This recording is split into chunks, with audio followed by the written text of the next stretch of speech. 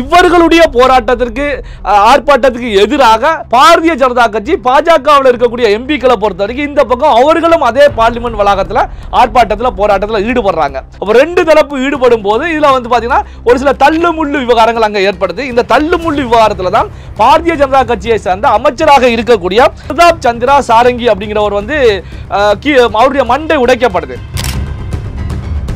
ராகுல் காந்தி அவர்கள் ஒரு எம்பியை பிடிச்சு தள்ளி விடுறாங்க. அந்த எம்பி என் மீது விழுந்ததன் மூலமாக எனக்கு மண்டை உடஞ்சிருச்சு, மண்டையில காயம் ஏற்பட்டிருக்கு அப்படின்னா கருத்துக்களை முன்வைக்கிறாங்க. ராகுல் காந்தியை பொறுத்த வரைக்கும் நான் உள்ள செல்வதற்கு முற்படும் போது முகேஷ் ராஜ்புத் அவர்கள் எங்க இருக்காங்க அப்படின்னா டெல்லியில இருக்கக்கூடிய ராம் மனோகர் லோகியா ஹாஸ்பிட்டல்ல ஐசியூ வார்டுல இருக்காங்க. அப்ப ஐசியூ வார்டுனா எமர்ஜென்சி வார்டுல இருக்காங்க அப்படின்னா எந்த அளவுக்கு தாக்கப்பட்டிருக்காங்க அப்படிங்கறத நம்ம பார்க்க முடியும். வழக்கு பதிவு செய்யறாங்க அப்படின்னா ராகுல் காந்தி தள்ளிவிட்டதன் மூலமாகத்தான் சாரங்கி அவருடைய மண்டை உடைக்கப்பட்டிருக்கிறது அப்படின்னா வழக்கு ராகுல் காந்தி மீது பதிவதற்கான வாய்ப்புகள் அதிக அளவில் இருக்கு. ராகுல் காந்தி கைது செய்யப்படுவதற்கான வாய்ப்புகள் கூட உருவாகும். அம்பேத்கர் அவர்கள் காலகட்டத்தில் அம்பேத்கர் அவர்களை வீழ்த்தியது யார் அப்படின்னு பார்க்கும்போது முழுக்க முழுக்க காங்கிரஸ் தான் வீழ்த்தது. இப்படிப்பட்ட காங்கிரஸ் கட்சி தான் இப்ப அம்பேத்கரை தூக்கி வைத்து கொண்டாடுகிறது. அதாவது தூக்கி வச்சு கொண்டாடுதுன்னா இரட்டை வேஷம் போடுகிறது.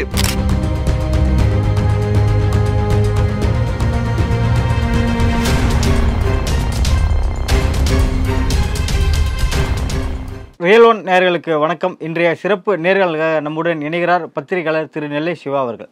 வணக்கம் சார். வணக்கம்.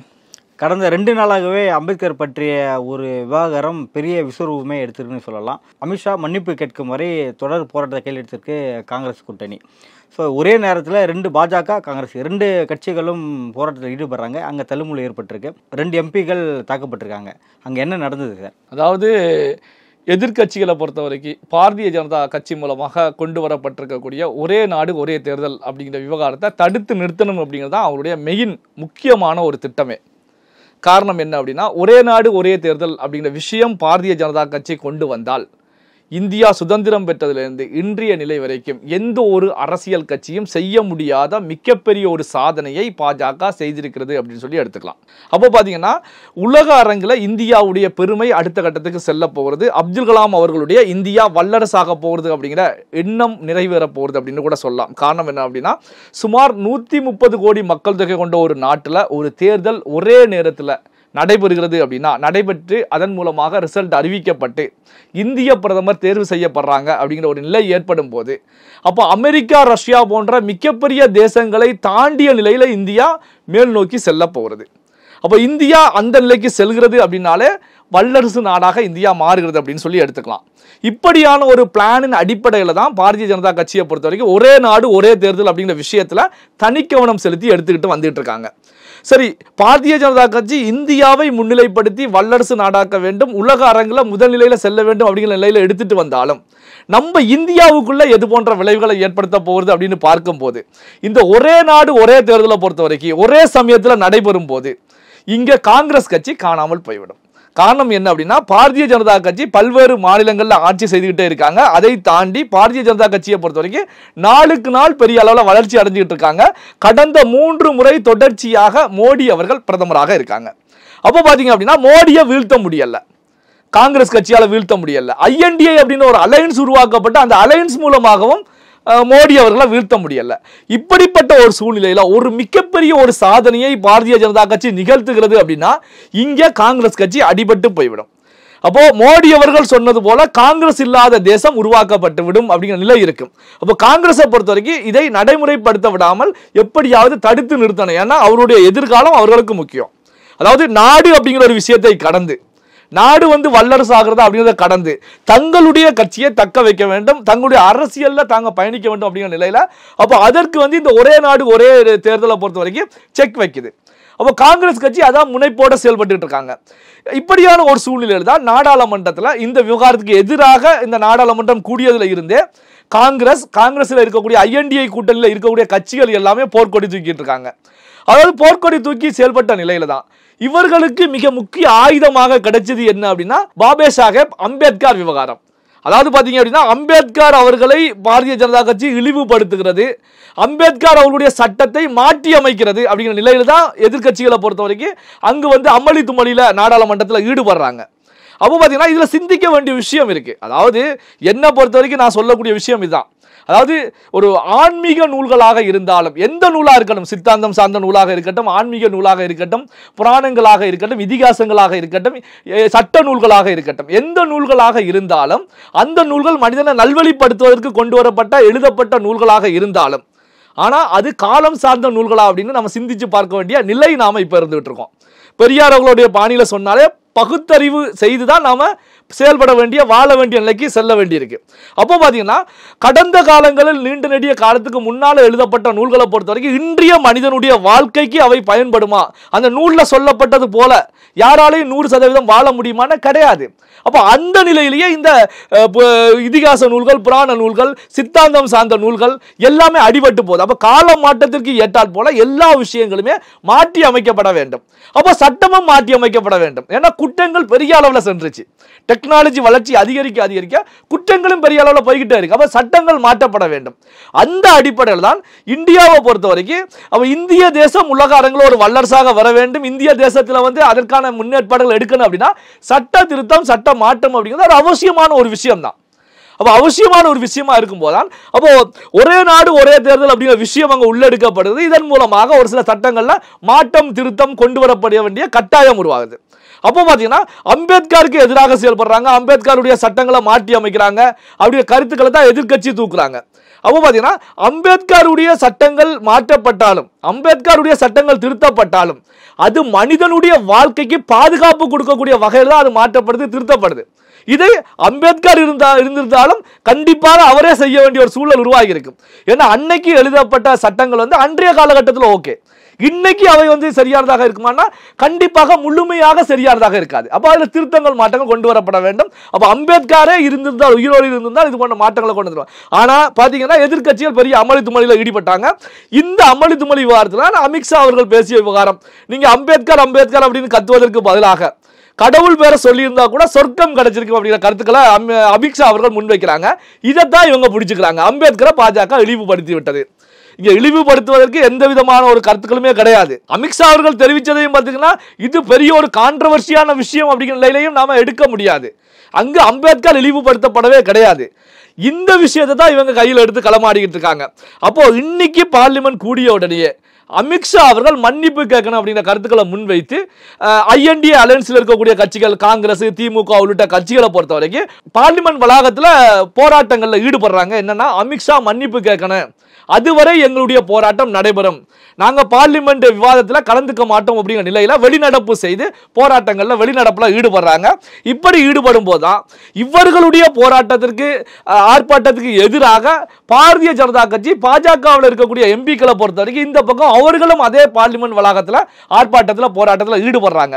அப்போ ரெண்டு தரப்பு ஈடுபடும் போது இதில் பார்த்தீங்கன்னா ஒரு சில தள்ளுமுள்ளு விவகாரங்கள் அங்கே ஏற்படுது. இந்த தள்ளுமுள்ளு விவகாரத்தில் தான் பாரதிய ஜனதா கட்சியை சேர்ந்த அமைச்சராக இருக்கக்கூடிய பிரதாப் சந்திரா சாரங்கி அப்படிங்கிறவர் அவருடைய மண்டை உடைக்கப்படுது. அப்போ பிரதாப் சந்திரா சாரங்கி அவர்கள் என்ன கருத்துக்களை முன்வைக்கிறாங்க அப்படின்னா, ராகுல் காந்தி அவர்கள் ஒரு எம்பியை பிடிச்சி தள்ளி விடுறாங்க, அந்த எம்பி என் மீது விழுந்ததன் மூலமாக எனக்கு மண்டை உடஞ்சிருச்சு, மண்டையில் காயம் ஏற்பட்டிருக்கு அப்படின்னா கருத்துக்களை முன்வைக்கிறாங்க. ராகுல் காந்தியை பொறுத்த வரைக்கும் நான் உள்ள செல்வதற்கு முற்படும் போது பாஜக எம்பிக்கள் தடுத்து நிறுத்தினாங்க, இதன் மூலமாகத்தான் அங்கு ஏற்பட்டதே தவிர அங்கு வேற எந்த விதமான அசம்பாதமும் ஏற்படல, நான் இது போன்ற செயலில் ஈடுபடலை அப்படிங்கிற தொனியில ராகுல் காந்தி அவர்கள் கருத்துக்களை முன்வைக்கிறாங்க. இதுல பாத்தீங்கன்னா இன்னொரு எம்பி பாரதிய ஜனதா கட்சியுடைய முகேஷ் ராஜ்புத் அவர்களை பொறுத்த வரைக்கும் அவரும் அங்கு காயம்படுறாரு.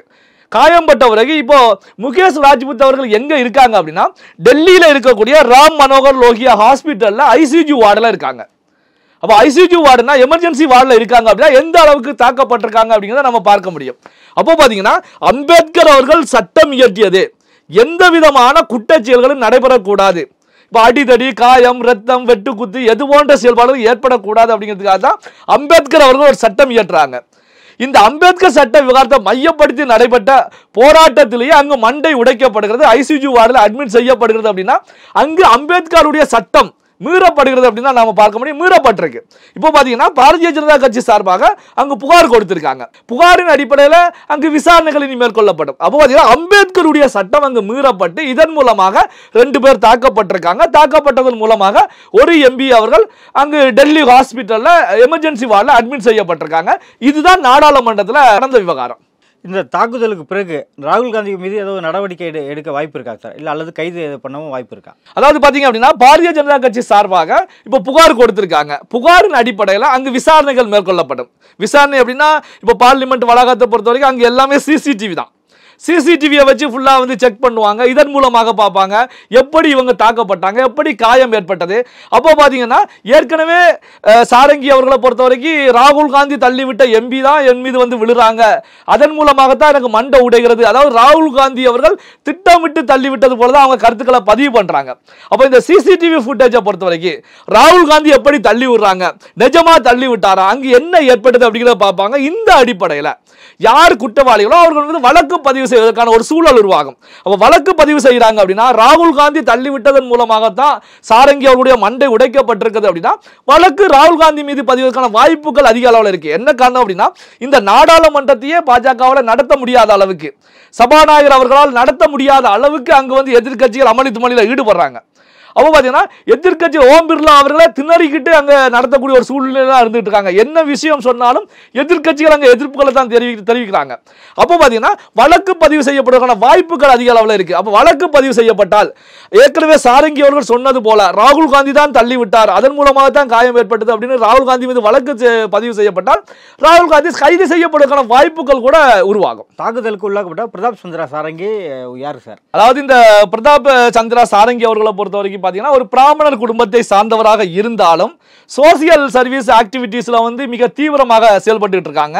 அவருடைய ஹிஸ்டரி எடுத்துக்கிட்டீங்க அப்படின்னா மலைவாழ் மக்கள், பட்டியலின மக்கள் இவங்க படிக்கணும், கல்வியில வந்து மேல்நிலைக்கு வரணும் அப்படின்னு சொல்லி இந்த பள்ளிக்கூடங்கள் திறக்கக்கூடிய வேலையில தீவிரமாக ஈடுபட்டு இருக்காங்க. இப்போ பார்த்தீங்கன்னா நாட்டில் இருக்கக்கூடிய டிவி சேனல்களை பார்க்கும்போது அவருடைய ஹிஸ்டரியை சொல்லும் போது முழுக்க முழுக்க அங்கே மலைவாழ் மக்கள், பட்டியலின மக்கள் இவர்களுக்காகத்தான் அவருடைய நேரத்தை அதிக அளவில் செலவு செய்தாங்க.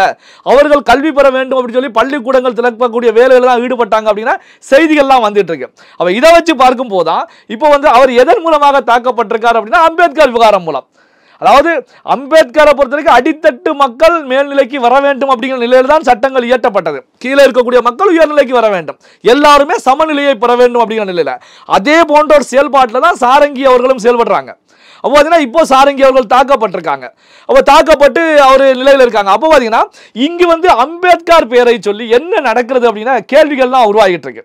அதாவது பார்த்தீங்கன்னா அம்பேத்கர் அவர்களுடைய பெயரை சொல்லி அந்த அரசியல் தான் செய்யப்படுகிறதே தவிர அது ஒரு நாட்டுக்கு உகந்ததா, நாட்டுக்கு நன்மை பயக்கக்கூடியதானா கிடையாது அப்படிங்கிற ஒரு நிலை தான் உருவாகுது. இப்போ பார்த்தீங்கன்னா அமைச்சர் கிரண் ரிஜிஜு அவர்களை பொறுத்த வரைக்கும் பார்லிமெண்ட்ல ஆக்ரோஷமாக கருத்துக்களை பதிவு பண்றாங்க. அதாவது 1951ஆம் ஆண்டுல இருந்து ஆண்டுக்கு பிறகு இந்திய பார்லிமெண்ட்ல புத்த மதம் சார்புடைய ஒருவருக்கு அமைச்சர் பதவி கொடுக்கப்பட்டதே கிடையாது. பிரதமராக மோடி அவர்கள் வந்த பிறகு, பாஜக ஆட்சிக்கு வந்த பிறகுதான் எனக்கு அமைச்சர் பதவி கொடுக்குறாங்க. என்ன காரணம் அப்படின்னா நான் புத்த மதத்தை சார்ந்தவன், அம்பேத்கர் வழியில பயணிக்கக்கூடியவன்.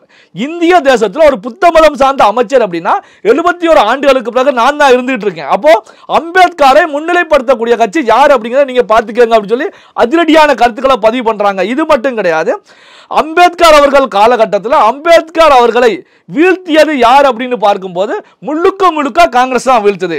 பொது தேர்தலில் அம்பேத்கர் அவர்களை தோற்கடித்தது காங்கிரஸ், இடைத்தேர்தலில் அம்பேத்கர் அவர்களை வீழ்த்தியது காங்கிரஸ். அம்பேத்கர் அவர்கள் சட்டம் இயற்றி சட்ட மேதையாக ஒரு பொதுவான தலைவராக இந்திய தேசத்துக்கு ஒரு சட்ட காவலராக இருக்கக்கூடிய அம்பேத்கர் அவர்களுக்கு கூட காங்கிரஸ் ஆட்சி காலத்தில் பாரத ரத்னா விருது கொடுக்கப்படல, அம்பேத்கர் அவர்கள் கௌரவிக்கப்படல.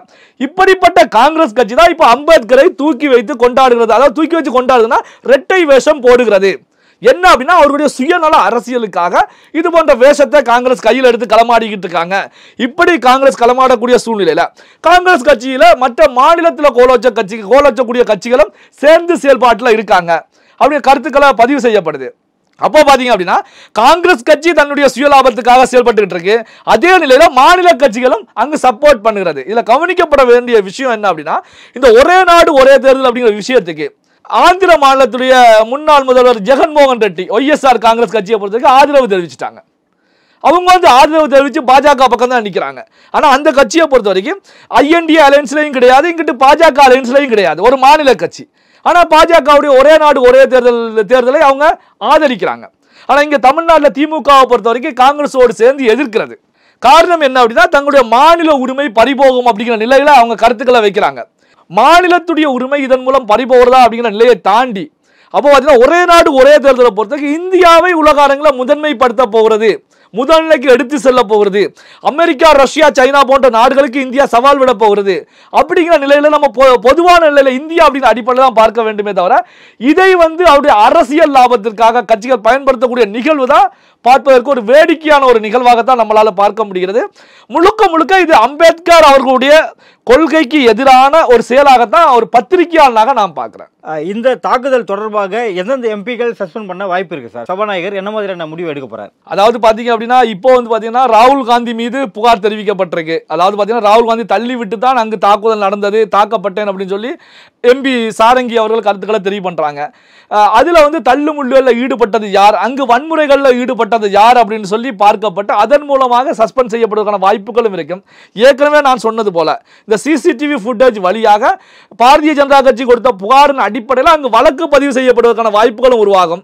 அப்போ வந்து வழக்கு தான் மிக முக்கியமானதாக இருக்கும். இப்போ சஸ்பெண்ட் செய்யப்பட்டாலும் வழக்கு தான் முக்கியமானதாக பார்க்கப்படும். அப்போ எதிர்க்கட்சியில் இருக்கக்கூடிய எந்த எம்பிக்கள் கைது வலயத்துக்குள்ள வர போறாங்க, வழக்கு பதிவு செய்யப்பட்டாலே இது எதிர்க்கட்சிகளுக்கு மிகப்பெரிய ஒரு பின்னடைவு அப்படின்னு தான் நாம பார்க்க முடியும். நடப்பு அரசியல் குறித்து பல்வேறு கருத்துக்களை பரிந்துரைக்க மிக்க நன்றி சார். நன்றி.